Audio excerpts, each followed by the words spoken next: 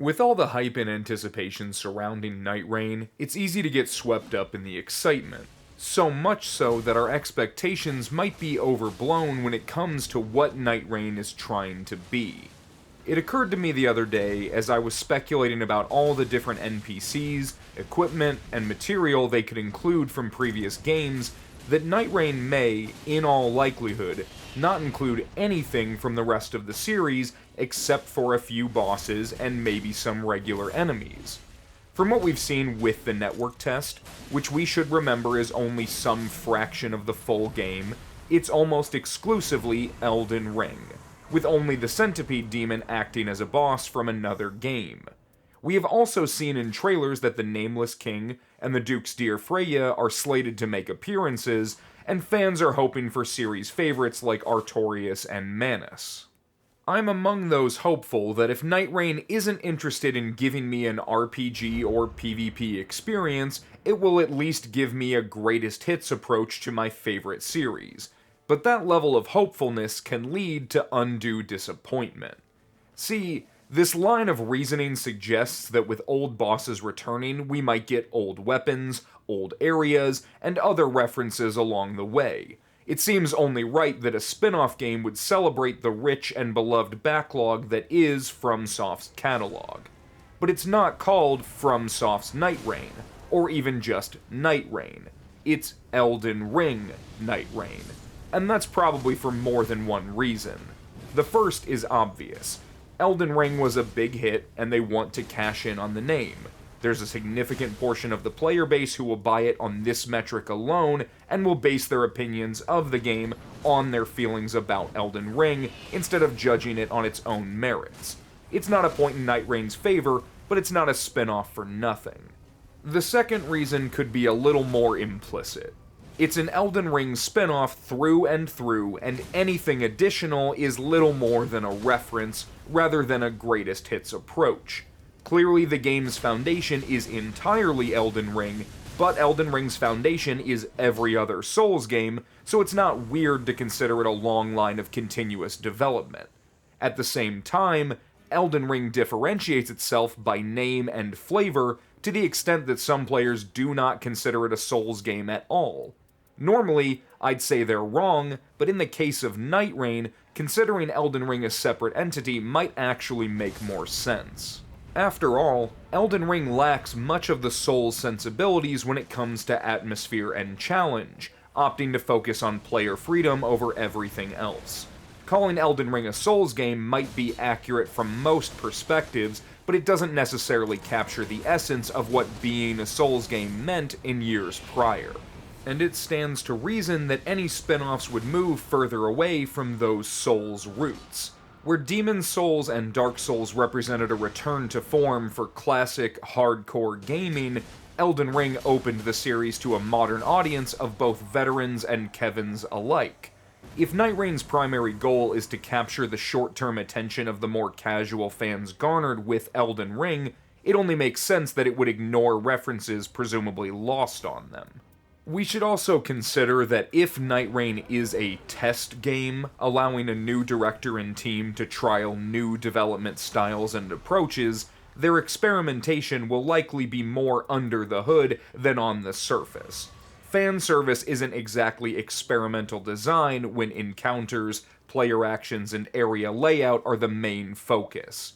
So with all that in mind, I'd like to draw some inference as to whether or not Nightreign is likely to take the greatest hits approach, and how we might temper our expectations. Development cost feels like a significant indicator of total content, and with the vast majority of assets being reused, it feels safe to say Nightreign is being done as cheaply as possible. Its $40 base price tag supports that idea further, and all of the marketing around the game makes me think FromSoft doesn't want Nightreign taken too seriously.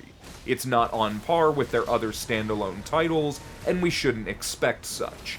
Elden Ring may not have had enough material to avoid heavy repetition on its own, but in a smaller game where repetition is the whole point, there's probably no need to add in any more content than desired from any previous game. You'd think that, even with the network test presumably being a small part of the full game, they would have shown anything from another title beyond a boss if they had anything to show. They bothered to include most of the base game weapons from Elden Ring, many of which with reworked movesets, and that felt like a perfectly functional, if not underwhelming, arsenal. Unless they're holding back entire groups of weapons, it's not a great sign we didn't see anything to the contrary. Which raises the question of why, if they don't want to spend the extra time to add in equipment or other aspects from previous games, would they bother to include the bosses? Elden Ring has plenty of bosses to use, so it's hard to imagine they were out of options. They even went well out of their way to tease the old bosses instead of having them be surprises, so clearly they wanted longtime fans to speculate. Not having at least some iconic weapons would be a missed opportunity. Of course, there is a simple answer. Nightreign is a game about fighting bosses. No more, no less. Any reworks done to player abilities or movesets were done to accommodate the newer multiplayer-focused boss battles, and everything else fell to the wayside. And that would explain a lot about Nightreign's concept. Fans have asked for a boss rush mode in Elden Ring for years, and this is essentially a robust spin on that. It's a chance for FromSoft to fixate on multiplayer dynamics in boss fights and position every other element in service of that goal. Considering how the existing weapons have all been distilled into weapon arts paired with specific weapons, adding more wouldn't necessarily change much other than the visual variety. I'd want them to adapt or retain movesets from previous games to keep the weapon identities intact, but that's much more work to implement and balance. Hardly expected of a quick turnaround development cycle. And regarding minor enemies, as cool as it would be to encounter Black Knights or Brainsuckers, the network test didn't give me the impression those encounters are supposed to be all that special. It really felt like you're supposed to try and target bosses as quickly as possible and ignore all minor enemies. The same goes for weapon choice and areas. They are meant to be quickly gathered and discarded, raided, and surpassed. The game's pace is set so high that even considering something like atmosphere or aesthetics could be considered a distraction. You're looking for power, not form. Anything that isn't a power-up is a waste of time. Fashion Souls has always been a luxury of slower pace, pairing well with the brooding, dark, and methodical progression of Souls games. Nightreign is a total upheaval of everything that defines a Souls game, except for the bosses. You aren't choosing your equipment based on looks because you can't afford to. Hell, you aren't even choosing your own look so much as you're picking a class. Skins might fill that void, but the fact that they're skins is as strong an indicator as any that we aren't supposed to put that much emphasis on aesthetics. So, given the facts as we understand them, I'm saying that I think what we've seen in the network test is more or less a sample size of what we can expect from the full game. Elden Ring top to bottom, with a handful of bosses reworked for some fun callbacks. Everything else comes down to efficiency. DLC is probably our best bet of getting skins, weapons, areas, and more bosses from other games, as it's directly monetizable development that otherwise wouldn't affect gameplay. Basically cosmetics, but with hopefully a little more variety and value. I'd like to think they'd consider additional game modes too, but that's speculation for post-release.